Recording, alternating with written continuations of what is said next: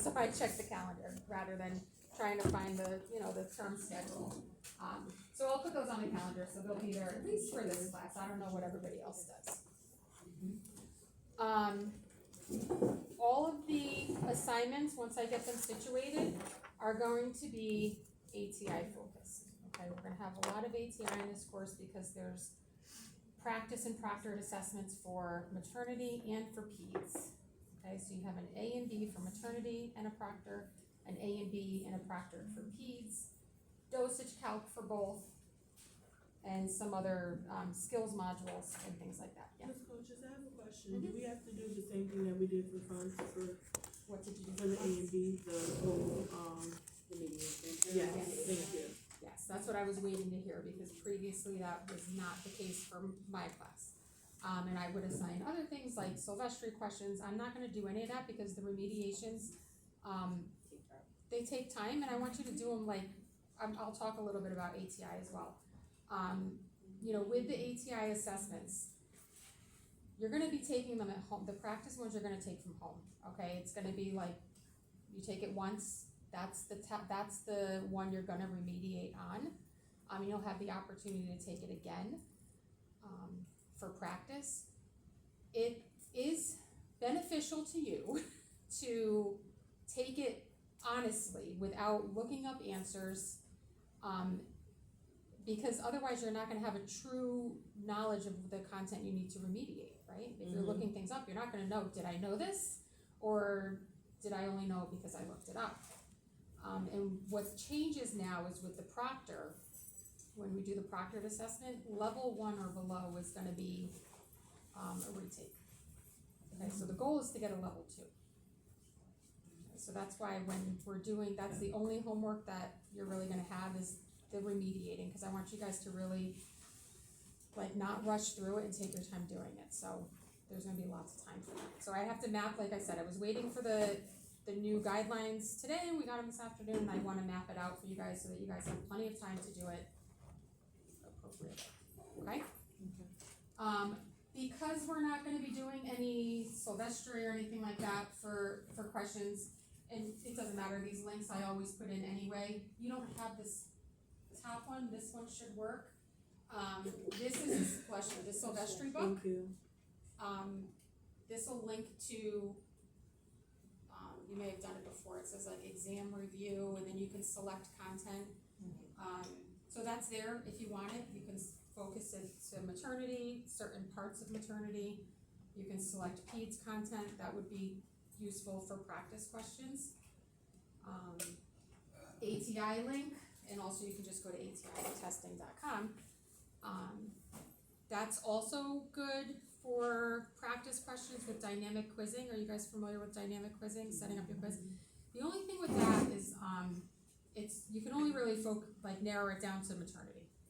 You can't be specific. So this link right here, Elsevier Adaptive Quizzing for Maternity and Pediatric book, this is specific to our book, our textbook, that maternal newborn book. My PowerPoints are pretty detailed. Every time I think maybe I'll take some stuff off and I'm like, well, if somebody's absent, I just like to put it all on there. And it's all directly from the textbook, okay, from the Elsevier book. So once we cover a chapter, if you're like, what the heck was that, right? And you want to kind of check your knowledge, go here, because this narrows down by chapter. You can get questions from one chapter only using that EAQ link, okay? So, as we get into it, you'll be like, wow, chapter 6, it's a long chapter. It takes us 4 periods to get through, 3 to 4 periods. This is gonna be your best resource if you wanna just quiz yourself on your knowledge on a certain chapter, okay? And I can help you set that up if you need to, but none of this is not gonna be homework, okay? It's for you if you want, just as a resource. Also in the resource module, this is always gonna be up top, so you have quick access when you get into Canvas. You don't have to go searching for them. And like I said, I'll put the term schedule in there as well. Maternity meds. We don't have a whole lot of meds that we talk about in this course, but there are some. I typed them up into like a little Word document for you to quickly access and view if you are like, what was that meant for again? And this is throughout all of the maternity content. Okay, so we're not talking about this all on day one, we'll be talking about it throughout the course. But if you need to jump back and look, you know, what was that for, why do we give it, what are the side effects, it's right here. Okay? Last thing in our resource module is a maternity review PowerPoint. I used to have to do a maternity review in term 4 before they took their, they used to retake the ATI, but I don't do that anymore. So I have this review PowerPoint, and it kind of covers all of the content for the maternity section of the course.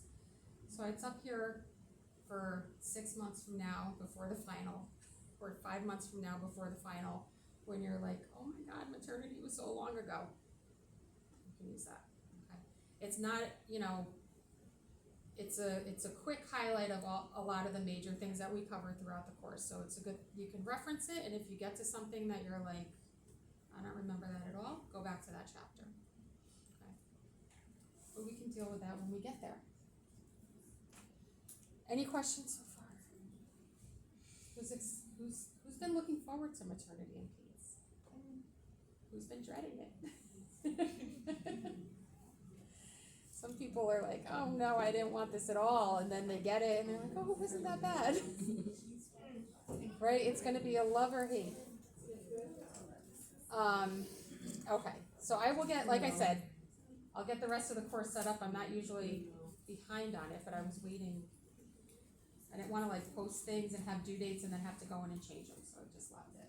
So I'll get that fixed, you know, between tonight or tomorrow. Let me get to this quick little orientation.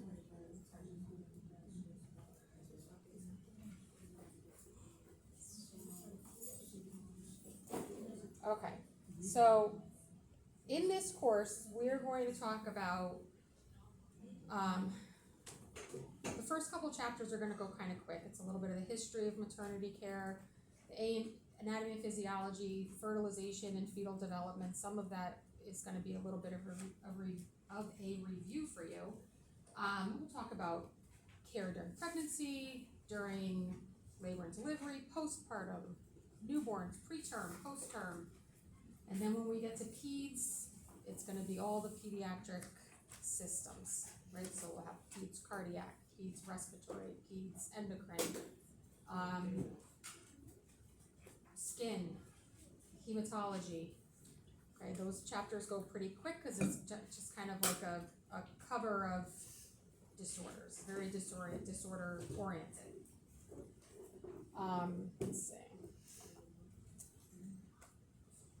Skip over that one. Okay. Assignments have due dates set. They're due when they're due. Okay. With, you know, all of the assignments are going to be in ATI. You know, like the skills modules. There's a couple skills modules and some standard quizzes as well as the practice assessments. Those have date and time stamps on it, so if it's an assignment that has a date and time stamp on it, as long as it's done by the due date, I'll take the submission, you know, within a day or two if for some reason, because I know you might finish something at 11:50, right? And then by the time you download it, and then you go to Canvas, and you try and upload it, you know, you might miss that 11:59 cutoff. So as long as there's a date and time stamp that it's done at the date and time it was supposed to be done, then that's fine. Okay, anything else has to be done by the due date. Skip attendance because we just went over that yesterday. Grading. Our unit tests are 40% for this course. We have 6 total. We have our maternity proctored exam, that's 5%. The PEDS proctored exam is its own 5%. Same with both of the dosage calc assessments. This is a big one. Homework is 10%. Okay, so that's a good percentage of your grade that's homework based. So make sure you do your homework. We do have lab. That's a It's upper 5%, that's usually, everybody should get 100 for lab, okay? If you're here and you put in the effort, everyone should get 100. And then the final exam is 25% and is cumulative. There is no midterm for this course, okay, just our separate unit exams and then the final.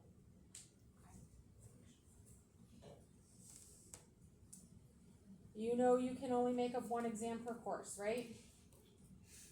You guys know that? If you miss an exam in the course, you only get to make up one.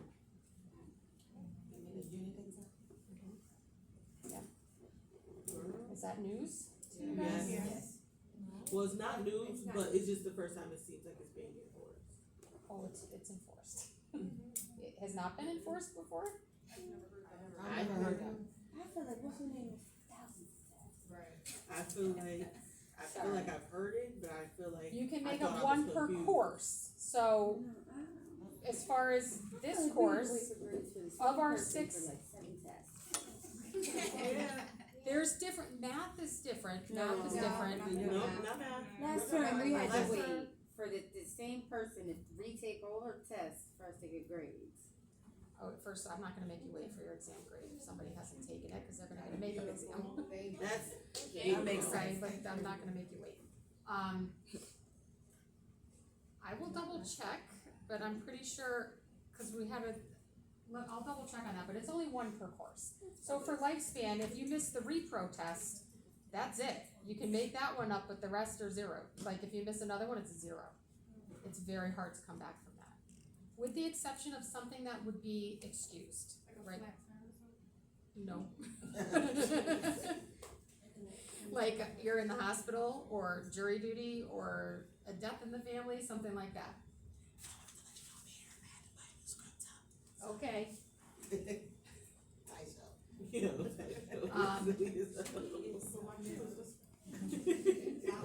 it's one exam. It happens during the day. Okay. Exams have to start at the start time too, okay? It's not that I'm, that crazy that I have to start at the start time, but it's tight and we only have the testing rooms that we have and other tests have to start. So if I start an exam 15 minutes late, then I'm gonna delay the next person that may be going at 6 o'clock or 7 o'clock, whatever the next exam time is. So we do try and keep on schedule for that. If the exam is taken this same day, which is not the case for you guys because it's evenings, it would be a 7-point deduction if it's the next day before classes. So let's say we have a test on Monday, you miss it, you come in Tuesday at 4 o'clock and take it, it's 7 points. If it goes beyond that, it's a 10-point deduction. We do all of our tests in ATI, which you know how to log in. Everybody's good with logging into ATI, I hope, by now? Okay. Hope so. Alright. You guys know, obviously, any cheating will get you dismissed, okay? The testing rooms are monitored. I walk the room while the test is going on. Phones have to be off, no watches, no AirPods, we have to be able to see your arms and your ears and all that stuff. And they're monitored and recorded, so if there's any questionable behavior, we can go back and review.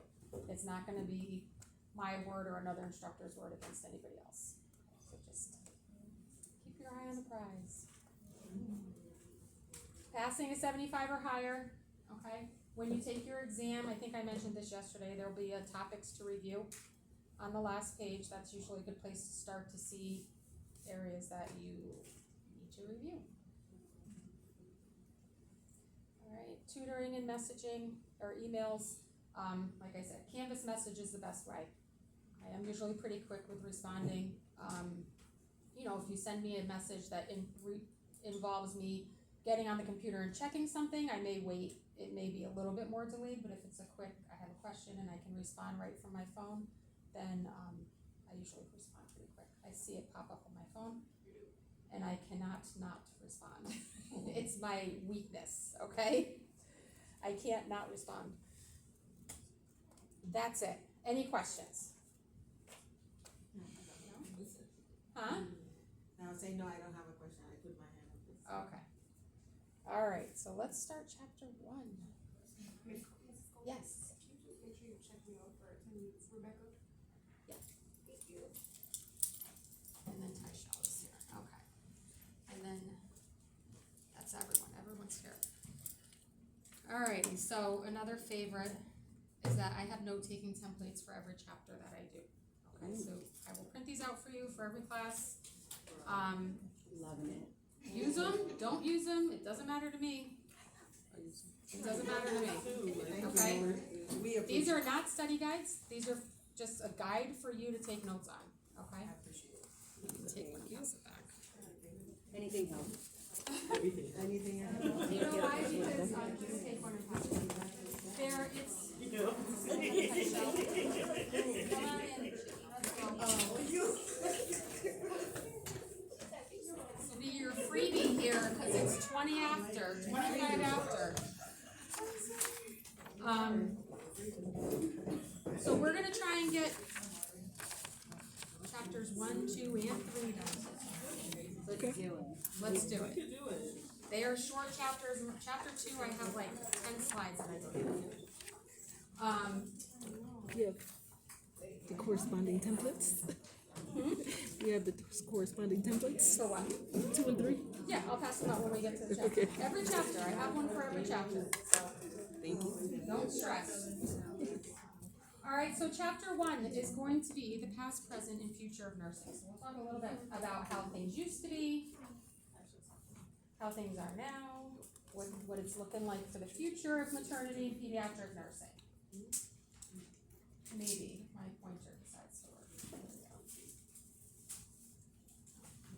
Just put the thing in it. Oh. Okay, couple definitions to make sure we're familiar with. Obstetrics. I'm sure a lot of these are familiar terms. Okay. Obstetric comes from a Latin term meaning stand by. It pertains to care of women during pregnancy, childbirth, and the postpartum period. The postpartum period is also referred to as the puerperium. I'm trying to blank my own word. The physician is called an obstetrician, right? Obstetricians deliver babies. They care for moms during pregnancy, and then they go on and deliver the baby, and they care for the mom after the baby's born as well. Pediatrics is a branch of medicine pertaining to a child's development and care. Okay, and those doctors are called pediatricians. And if you have a child, you probably have a pediatrician. Maternity nursing is care given by the nurse to the expectant family, and that care is before, during, and after birth. Okay, so if you work in a maternity unit in the hospital setting, you're probably taking care of that mom either during her pregnancy, if she has a high-risk pregnancy, during her labor and delivery, or after the baby's born. Family-centered care is huge in maternity nursing, okay? Most of the time, women have somebody there to support them, right? A spouse, a family member, a support person, a friend, somebody is there to be a resource or a support person for that woman that's in labor. Family as caregivers and decision makers.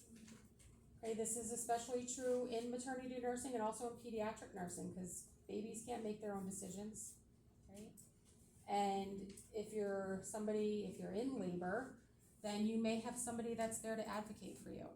When they say, can we break your water and you're kind of in a zone, you have somebody that knows what your desires are for your labor and delivery experience to kind of be your voice if you're not in the position to speak out. The philosophy, goals, culture, and ethnic practices of the family contribute to their ability to accept and maintain control over the healthcare of family members. Right? Culture will have an influence on healthcare, okay, and how much people speak up for themselves. Culture will have an impact on participation of, a spouse or a significant other in the labor and delivery experience as well. Culture can influence how a woman feels about labor and delivery, right? If she's from a culture where there's a negative aspect of labor and delivery, let's say that, maybe her experience with it is a lot of babies have had complications or moms have had complications, or, you know, it's not without risk. Sometimes moms and or babies don't make it. It's not often, but it happens. And sometimes in other cultures where healthcare is maybe not as strong or as developed, that may happen more often. So how does this woman view her labor and delivery? Is she scared? Does she think it's a sickness? You know, or she's nervous she's gonna die or something's gonna happen to the baby? Or does she view it as the normal healthy event that it usually is and feels that maybe no intervention is needed? So culture can play a part in that as well. All right, back in the 1800s, babies were born at home. Okay, there were no labor and delivery units in the hospital setting. Actually, in the hospital, there was very high morbidity and mortality rates of women who had to deliver in the hospital. Okay, they had no specialized care for moms and babies. By the 1950s, hospital practice in obstetrics was well established. So they had training programs, had people to give specialized care to this population, to this patient population. And then within 10 years, by 1960, more than 90% of births were in the hospital, right? And now it's like everybody gives birth in a hospital. There's a small percentage of people that don't, and we'll talk about that as we get through the course. A lot of stuff on here, I'm sorry. Some key players in the history of obstetrics. Cyrannus was considered the father of obstetrics. He was a Greek physician who practiced in Rome and instituted the practice of the podalic version. And what that means is essentially they were turning a baby to a feet first position, usually the second baby in a twin delivery, so that they could kind of grab onto the feet and deliver the baby. We don't do that anymore. We do try and turn babies, but it's usually head down. Carl Creed in 1884 recommended instilling 2% silver nitrate into the eyes of newborns. We have a similar practice that happens today. Does anybody know what they put in the baby's eyes? They use an antibiotic eye ointment. It's erythromycin eye ointment. But back then it saved so many babies' eyesights. Babies were going to be going blind from gonorrhea. So using the silver nitrate helps save their eyesight. And now we just do it just to, protect against any potential bacteria transfer. If the parents don't want it, they just say no, and we just don't give it. It's not life-threatening. Semmelweis, this is kind of disgusting here. He discovered a relationship between the incidence of puerperal fever, so moms developing fevers after the baby was born, which led to death. With the examination of new mothers by student doctors and residents who had just returned from the cadaver labs, like dissecting dead bodies, and they did not wash their hands, and they transmitted God knows what to these poor moms who then got septic pretty much from the bacteria. Pasteur confirmed that indeed was the case, that puerperal fever was caused by bacteria and spread by improper hand washing. And Lister experimented with chemical means of preventing infection, so basically antiseptic surgery, sterilizing equipment. And I always think Lister, like Listerine, just like sterilizes your mouth. It's like so strong. Listerine, sterilize your mouth or, surgical equipment. In the 1960s, dads waited outside of the delivery room. Moms were put in like a twilight sleep. Okay, they were given a medication so that they really were not active participants in their labor and delivery. They were twilighted, essentially. Well, you don't necessarily have to push a lot. The uterus the contractions will kind of move the baby down as well. Babies were smaller, I think, back then too. Like babies have gotten bigger. They're a little bit smaller back then. Nutrition wasn't as good. Lots of other things. The baby was kept from the parents for hours after birth, so that's definitely not conducive to bonding, right? Mom and baby were separated. Now it's like no separation. No separation, at least for the first hour. So because of, dad's not being allowed in the delivery room, mom's not being active participants, this decrease in bonding, organizations were formed and they were really concerned with setting standards for maternity and newborn care. Okay, so our American College of Nurse Midwives, Association of Women's Health, Obstetric and Neonatal Nursing, the ANA, which is the American Nurse Association, and the AAP, American Academy of Pediatrics. HIPAA, you guys should know what HIPAA is, right? Yes. Okay, skip that. High tech is like an extension of HIPAA, protects the electronic health record. Everybody has electronic documentation nowadays for the most part, right? If you go to the hospital, they all have electronic health records. I think probably a lot of the extended care facilities have it as well in some way, shape, or form. Even your doctor's offices are a lot of them are electronic. So we need a way to make sure we protect that electronic health record. It electronically tracks who was in the health record. So, I work per diem at a hospital. If I'm at a hospital and my husband calls and says, hey, the ambulance just left the neighbor's house, like, can you see if, they're in the emergency room? Can I? No. No. But if I'm taking care, cause I do per diem in a NICU. So if I'm taking care of a baby and I need to know something about that labor and delivery experience, or something with, mom's history, can I go in the mom's chart? Yes. I can. Yep, actually they're linked, so I don't even have to go searching for it. They're linked because it affects the baby, right? I need to know something about the delivery that will tell me a little bit more about the baby, or maybe mom's blood type versus baby's blood type, really anything. So they do track though, and if you're fooling around in a chart that you're not supposed to be in, you get in trouble. Alright, the Department of Public Health, they bear the responsibility for prevention of disease and death during childhood. They're responsible to inspect water, milk, food supply, make sure garbage is removed, proper sewage and waste disposal. Epidemics are investigated. People who can spread disease are isolated.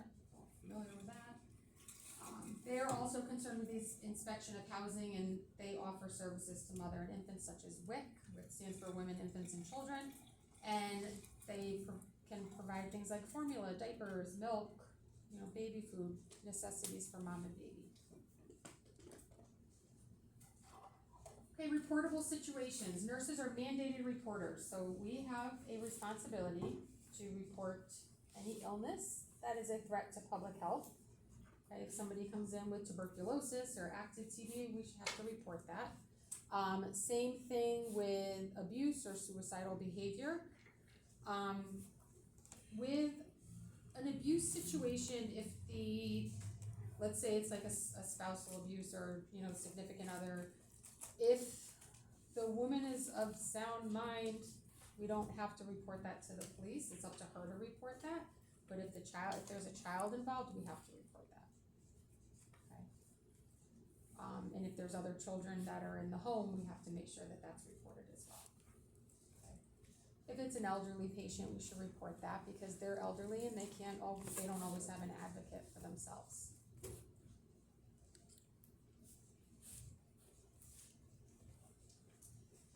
Okay, family involvement during pregnancy and birth is necessary for bonding and support. There are different sections of a maternity unit. There's labor and delivery, postpartum, and the newborn nursery. Sometimes they're all in one place, sometimes they're separated. This will depend on the facility. If you are, having a child or planning to have a child or may have a child in the future, there might be some things you might want to look at with the hospital that you're delivering out, with what they have for services. If you think, I'd like to put my baby in the nursery for the night because I'd like to rest and recover, make sure there's a nursery. St. Bede's does not have a nursery. Nope. Okay, your baby's with you 24/7. I don't know if Griffin has a nursery. They do. They do? they do not have a NICU, so if something's wrong with your baby's getting transferred, and you may or may not be getting transferred with them. Okay, so those are things to think about. A lot of it's dictated by where your doctor delivers, but things that are kind of nice to know, so you're not caught off guard, right? Thinking, I'm gonna grab my baby, like, I'm so tired, I put my baby in the nursery, and like, oh, we don't have one. What? We figure it out though. Good babysitters at night. Okay, so our focus now is on high quality family experience. Okay, the more the merrier. Get everyone involved. It is a normal, healthy event for the most part. Sure, there are going to be some situations where there's complications that are happening during the pregnancy, during the labor and delivery, or postpartum that may require some adjustment, you know, on everybody's part. But most of the time, people have babies every day. Uncomplicated.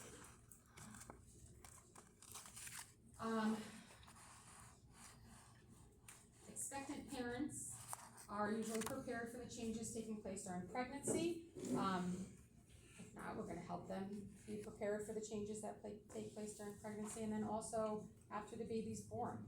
Whether it's your first, or your fourth, or your fifth, it's a new person in the house, okay? It's gonna, you know, ruffle some feathers.